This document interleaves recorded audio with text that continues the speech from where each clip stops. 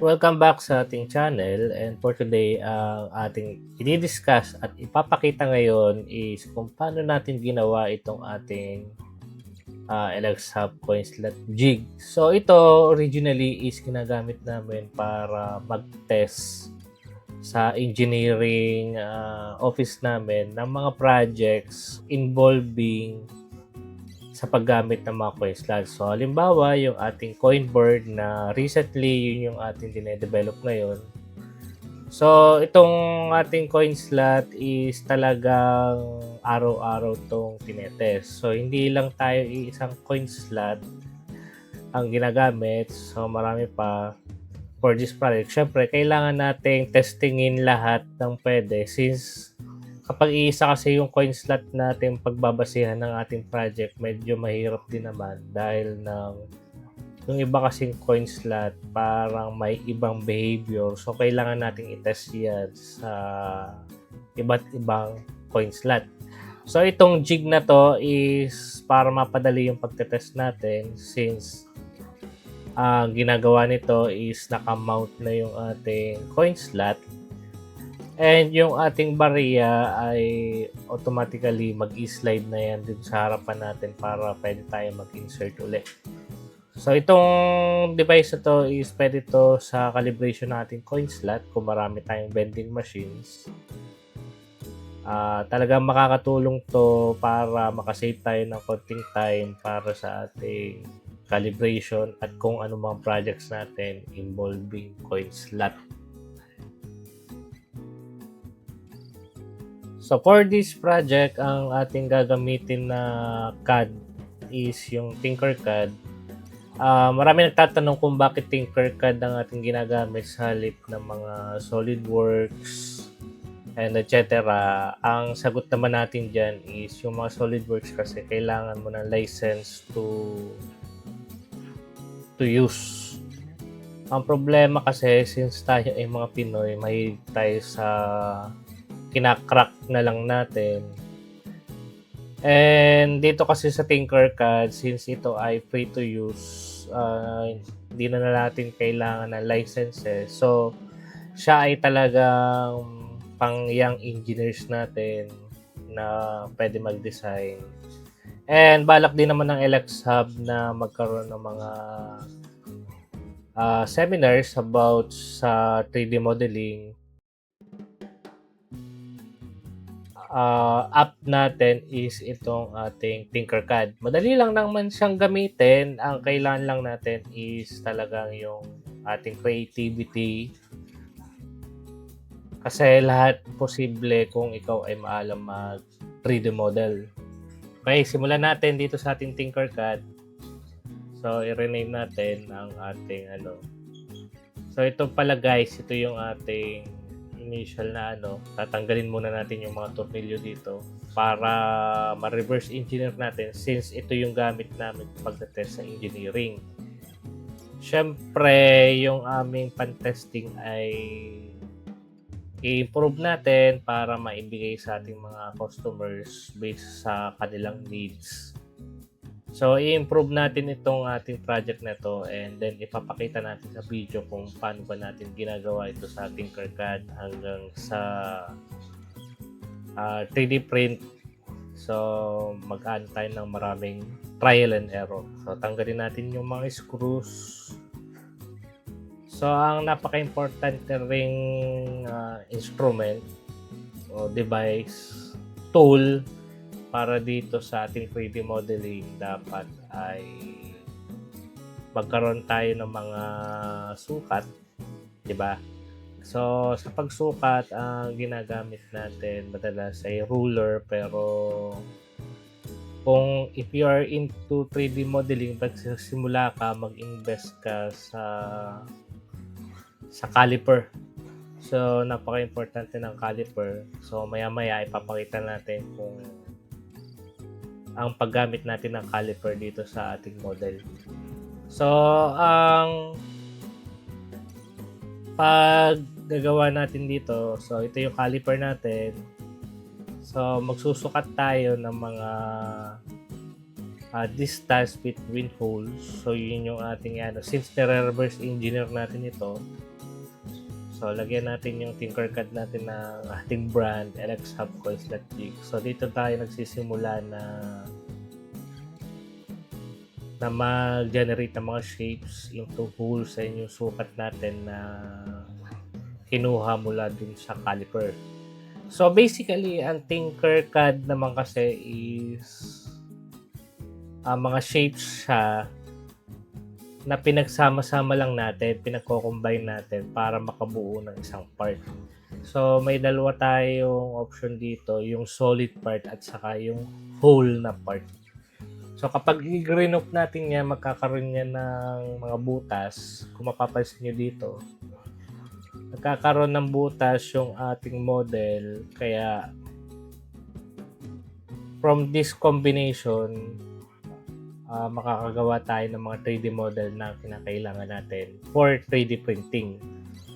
So, ito ang ginagawa natin is to smooth out the edges and lalagyan natin ng platform para dun sa pinagkakabitan ng ating coin slot. So, dito sa ating coin slot, syempre may konti experience tayo sa 3D printing. So, ang ginagawa natin is may-utilize natin yung ating mga parts base dun sa paggagamitan natin. And then, syempre, ang isa pa nating target dito is katulad dito yung ginagawa natin, yung mga edges natin as much as possible nira-round natin para hindi siya nakakasakit kapag siya ay na-print na, para hindi siya maging deadly weapon. So dito, tinitingnan natin ng options kung snap-on kasi yung ating ginagawa dun sa ating updated na coin slot jig. So, nagtra-trial and error pa rin tayo dito kung paano ba yung pinakamagandang design na pwede natin ibigay sa ating mga customers. Okay? So, meron tayong stand dito. Nag-extend lang tayo. And then, i-trial and error natin mamaya ito para So, lagyan natin ng konting holes. Lagayan ito ng mga bolts para ma-fix natin itong ating stand dun sa ating base ng ating coin slot jig. So, after nito, buksan natin yung ating Bamboo Studio. I-slice natin yung STL file natin. So, try na tayo mag-print nito dun sa ating 3D printer. So, habang nag-3D print tayo ng ating mga models, ang gagawin natin sunod is yung holder niya ng ating coin slot mismo. Since ang target natin dito ay hindi na siya nakabolt lang para sa mga pag marami kang bendo, yung palit ka lang ng palit ng coin slot, hindi mo kailangan i-bolt on. So, hands-free tayo dun sa ating coin slot. Yun yung pinaka-target natin. So, dito, ginagawa natin ang paraan kung paano magkakaroon tayo ng holder ng coin slot mismo. Sa mga nagtatanong na mga high school pa lang or engineering, I highly recommend tong ating Tinkercad since ang kailangan nyo kasi dito email lang para makagamit dito para makapag-model tayo ng 3D model. Saka ang isa pa, hindi siya masyadong mabigat. Ang downside lang ng Tinkercad is kailangan may internet connection ka. Pag wala, hindi mo siya magagamit. Okay, so ginawa natin yung ating holder na ang corner natin ay ginawa nating smooth, and then sinad natin ito sa ating 3D printer para sabay-sabay tayong matapos itong ating mga prints. So kailangan natin din mag-cancel. May napagtanto ako dito na lagyan na natin ng holes yung ating holder para tagusan na dito yung mga bolts ng ating mga coin slot. So, palitan natin to and then i-print natin dito sa ating printer na isa. So, habang iniintay natin yan, continue tayo dito sa ating 3D model. And then, ang sunod natin gagawin dito ay yung ating check natin itong ating print. So, base naman tayo. So, base yung ating isusunod, then bago itong ating adapter ng ating stand at saka nung ating base. Okay, so meron siyang mga notch lang dito para sumuot siya sa base niya. And then, yung ating holder mismo, ibobolt na lang natin yan mamaya. So, pakita din natin yung assembly natin later pag nabuo natin itong ating product na ito. And then, siguro sa susunod na video, gawa tayo ng tutorial kung paano i-assemble to para dun sa mga interested sa product na to. So, next tayo yung base natin. Susukat tayo ng dun sa ating last na model. Yan, kung ano ba yung haba niya. Merong instances na hindi kaya ng caliper, so nagamit tayo ng ruler dito. And then, pag nakuha natin yung sukat, gagayanin na natin sukat. So, sinabi ko nung una, yung ating coin slot jig na to is i-improve natin based dun sa, since ginagamit natin yung ating original na coin slot jig. Siyempre, meron tayong mga i-improve doon para mas madaling magamit ng ating mga user. So, halimbawa dito, ang ginawa natin is yung hulugan ng coins niya medyo mas malaki na para hindi nasiksikan yung mga coins dun sa ating hulugan ng coins. So, ginawa natin yung malaki. And then, susukatin natin yung height. Titingnan natin kung gaano kataas. Siyempre, may pinagagayanan na kasi tayong prototype. So, yung prototype natin, mas madali tayong makakapaggawa ng ating updated model. So, ito, tapos na ang print. So, i-check natin ito kung kakasya ba ito doon sa ating coin slot. So, pag testing natin dito, yun, sikip siya. So, X ito. Ang gagawin natin dito, i-edit natin later on kasi hindi talaga ito pwedeng ipilit. Since ito ay magiging commercial product, hindi po tayo nagbibigay ng problema sa ating mga customers. Sinosolve natin yun. So, tuloy natin itong ating base. Pag natuloy na itong base natin, ay isasalang na uli natin sa printer. Kung napapatanong kayo, yung printer natin kasing available dito medyo marami. Kaya pwede tayo mag-print ng sabay-sabay. So, pagkatapos ng video ito, mapapakita na rin natin kung paano natin ibubuin yung ating product na ito. Okay? So, lagyan natin ng slide ng coins. So, basically, shape siya. So, ito, triangle siya. Itinama lang natin dun sa ating base. So, dito, medyo nagtitingin pa ako ng magandang concept. Pero, gayanin na lang natin yung huli. Pero, kasi, kailangan natin i-consider kung paano natin i-pre-print ng maayos. So, ang aking habol dito is ma-print siya ng flat lahat para hindi masyadong problematic sa printer. Siyempre, kapag complicated kasi yung mga models nyo, malaki ang print failure chance. So, sa 3D modeling pa lang, dapat masolve na natin yung ating chances na yon na kada print halos 100% na maging successful yung print natin. So, yan. So, pinag-iwalay ko na lang yung parts. Then, sinala ko sa ating printer. Then, makikita natin mamaya kung paano natin bubuuin. So, guys, kung nakaabot kayo dito sa portion ng ating video, ay please like and subscribe. Since itong video ito ay test bid ko rin ito, para sa ating content creation dito sa LXHub. Kasi hindi natin to pinapakita, mostly mas marami tayong reels kung ano ba yung ginagawa natin sa engineering office, kung ano yung ating mga projects na ginagawa at mga problem na sinosolve. Pero ito, practice na rin sa mga nagko-content create dito sa LXHub. At sample na rin para makapagbigay tayo ng mga lessons kung paano ba tayo maggagawa ng ating mga products. So, inedit natin yung portion na holder natin and tinanggalan natin yung nasa tagiliran para sumakto na dun sa ating coin slot.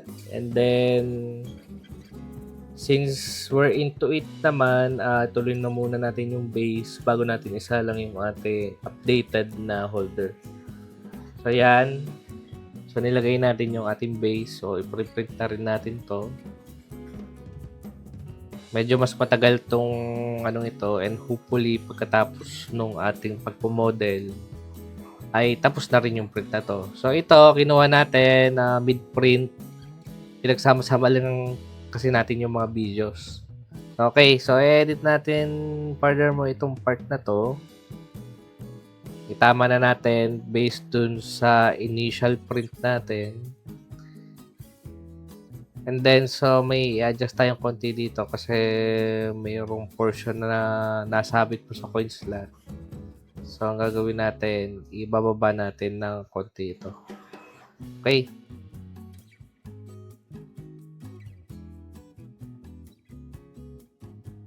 So, sa pagmo-model nyo kasi, maraming possibilities dito. Kaya kapag hindi nyo na-design na maayos yung inyong model, sobrang rami pa ng chance para ma-edit nyo yung model na yun. Pero kung ikaw ay medyo may experience na sa pag-3D model, magkakaroon ka na ng insights ko sa kung paano mo ba i-model yung iyong mga parts. And ang masasuggest ko lang guys dyan ay ano lang tayo.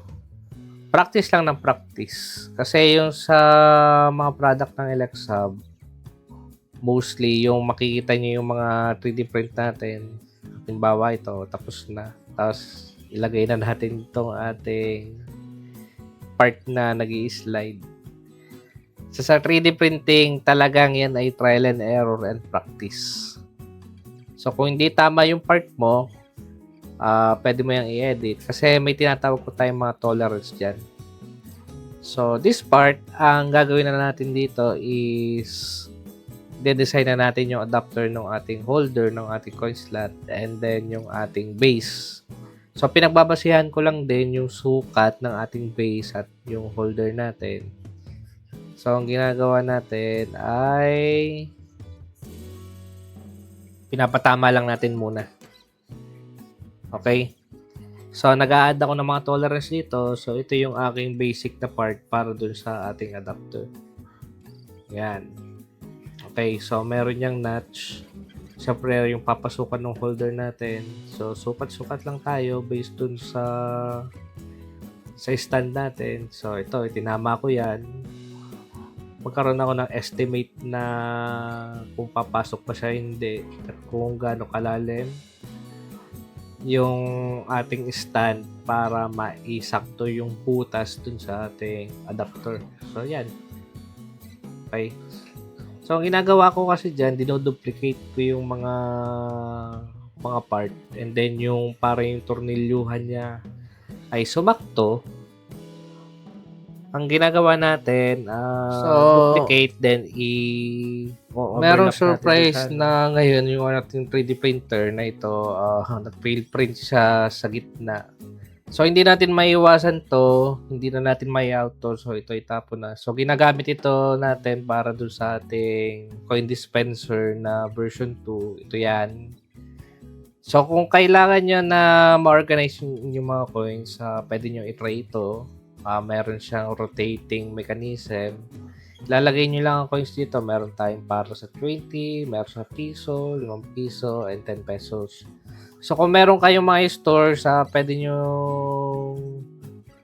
i-try ito. Yun ay, syempre, design din natin sa Tinkercad. So, sa pagde-design, hindi naman kailangan talagang napaka-precise ng mga sukat natin, lalo na sa mga models na hindi naman kailangan ng strict na mga sukat. Pero dito sa ating Tinkercad, maano na natin yun mostly. So, test print natin ito kasi minsan kapag 3D model lang, iba kasi Siyempre, yung guys, lalagyan nahawakan natin natin ito ng yung ating branding. So, ito sa Canva naman, dito tayo na gagawa ng mga font. And then, yung jig, sinearch ko muna kung tama ba jig dapat ang ano dito.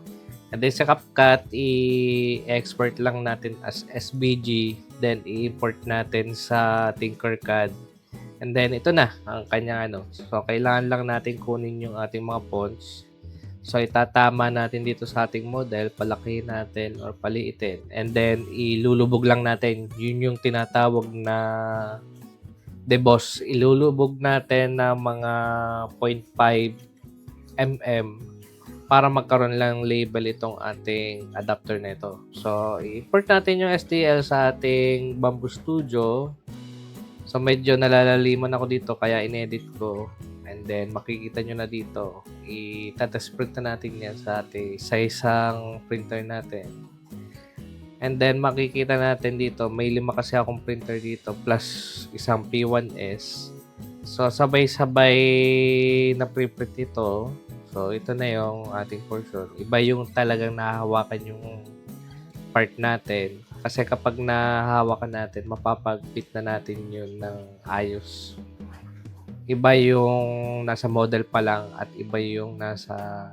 So, kita nyo na dito. Ito yung ating holder ng ating coin slot. Kung mapapansin nyo dito, snap na lang siya. Pinapasok ko lang. And then, yung ating adapter, ilalagay natin dito. So, yan siya yung mag-attach dun sa ating base. So, yung base natin, i-glue na lang natin ito. Ang gamit natin glue yung Sino. Para siya may diban, pero mas maganda yung ano, saka mas mura pa. Okay, so ito yung ating product. Finished product. Pero kailangan pa natin mag-improve pa ng konti dito kasi ito ay mga initial prints. So, yan. So, dito mapapansin nyo medyo natama pa dun sa coin slot yung ating holder. So, ang gagawin natin, testing muna natin ito. Lagyan natin ng glue. So, dito gagamit tayo ng Sino. Yan. Bibili niya sa Shopee, Lazada, TikTok. Marami naman yan. So, i-fix natin yung ating holder dun sa ating stand. Okay. So, mas magandang i-print nyo ng hiwa-hiwalay yung inyong mga parts. Then, pagdikitin na lang after. Kasi kapag i-print mo to ng isang buo, medyo magiging complicated yung print natin. So, konting manual labor lang siya. And compare sa kapag nag-print ka nito ng maramihan and then nag-fail, di masayang din. So, mas maganda is to print by file, by part. Okay, so ikabit natin ito and then so ito na yung ating initial na prototype. So, yan. So, from the model to reality. Okay. So, yan. So, ito yung concept natin. So, kapag ikaw ay maraming coin slot, ito ay talaga magiging useful sa'yo. So, pwede mo siyang lagyan ng tornilyo. And then, ano pa bang pwede natin i-improve dito? Pala guys, kung meron kayong suggestion na project, pwede natin gawa ng paraan yan. Kung talagang makakatulong ito sa inyong mga business, feel free to comment kung ano ba yung inyong mga kinakailangan ng mga bagay-bagay. Okay, so dito sa ating base, tuloy natin dito sa Tinkercad, I decided na lalagyan ko pa, tataasan ko yung bandang likod para yung coins natin hindi tumalbog at lumabas dun sa ating base. So, mangyayari, ganito na yung ating version ng prototype. Okay, so isa lang natin yan sa ating printer. And then, wait uli natin itong ma-print maya-maya. So, ito na yung ating naisalang na print. So, mid-print na siya. So, nagamit kasi ako ng iba't ibang camera dito para ma-video natin itong ating mga content. So, may mga inedit na part din ako dito para doon sa ating mga parts. So, ito na yung parang magiging final assembly natin. So, yan.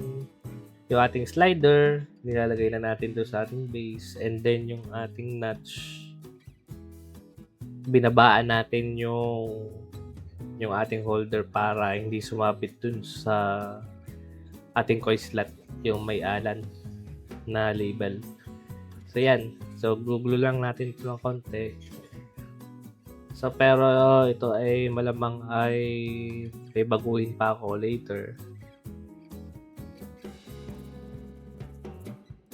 And then yan, ihip lang ng konti para matuyo agad. So, ito yung maganda dito sa glue natin, yung Cyno.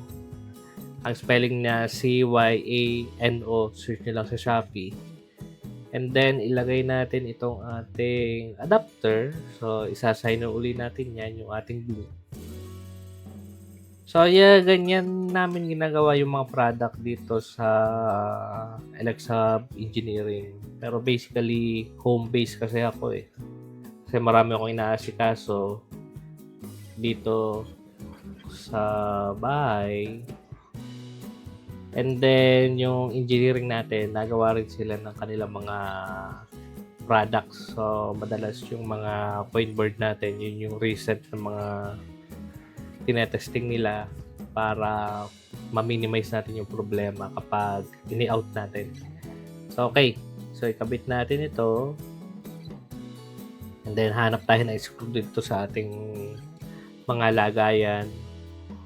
So, hanap tayo ng mga 20mm na screw para tagusan dito sa ating adapter. So, once na nakakita tayo ng ating mga screw, ilalagay na natin yan dito sa ating adapter para ma-fix natin yung holder natin dito sa ating adapter mismo. Okay. So, screw natin gamit ang aking napakagandang electric na screwdriver. So, medyo i-shortcut na natin to maya-maya. Ipakita lang natin na nilalagyan natin ng nut yung ating adapter. Pero siguro medyo tinatamad na tayo mag-edit. Kaya i-voice over na lang natin itong full portion na ito. So, okay. O, nilagay natin yung ating mga 20mm. Yung mga screws na yan, kasama na yan kapag pag naging available na. So, yan. So, hindi na nasabit sa coin slot yung ating holder. No? Yan. Quick swap. And then, pwede pa tayong maglagay ng ating mga screws ng ating coin slot kung gusto nating ma-fix talaga. So, ginawa natin yan para sa option no kung sino mang gagamit ng ating coin slot G. Okay. So, lagyan natin ng nut. Yan. Pero, ang suggest ko rito, kahit hindi na ito lagyan. Kung nakaabot kayo sa part na ito, ay talagang taus-puso ako nagpapasalamat sa inyo. Dahil natiis nyo na mapakinggan at mapanood ang ating content na ito. And gusto ko lang kasi ipakita kung gaano kadali mag 3D model and 3D print. So, kung worth it ba mag 3D print? Kung wala naman kayong 3D printer, magpa-print naman na lang muna kayo sa labas para ma-try yung inyong mga prototypes. And kung meron kayong mga suggestions at mga comments, huwag kayong mahihiya dahil ang LXHub ay open lagi sa mga ganyang mga comments. Okay, bye na muna. Thank you.